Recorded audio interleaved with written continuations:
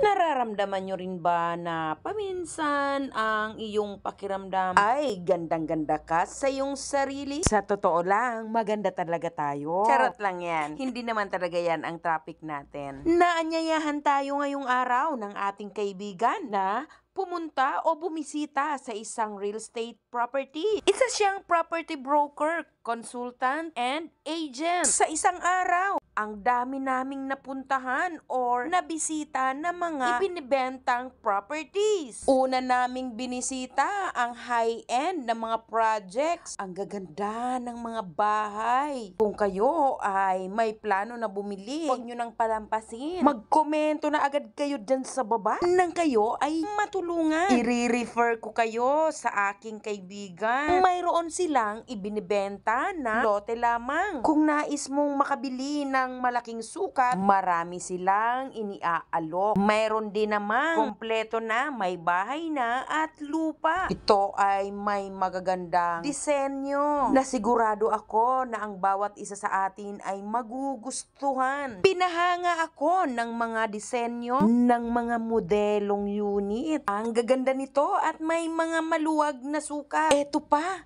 mayroon silang high-end na school sa loob ng kanilang subdivision. Ito, ang Universidad ng San Beda. Kung may anak ka na mag-aaral, hindi mo na poproblemahin yung kanilang biyahe paluwas ng Maynila para lang makapag-aral doon. Ang lokasyon nito ay nasa loob mismo ng iyong subdivision. Napaka-importante nito sa isang pamilya. Safe na ang iyong mga anak, hindi mo pa iisipin yung napakalayong biyahe nila na nakakapagod. I-komento nyo na kung mayroon kayong mga katanungan ukol dito sa mga ibinibentang properties na ito. Maaari nyo ring ialok ito sa inyong mga kakilala, kaibigan o mahal sa buhay na may planong bumili ng bahay. Ito lang muna sa ngayon. Paki-follow nyo po ako para lagi po kayong updated sa lahat ng aking mga ipinapalabas na mga video. Smile everyone!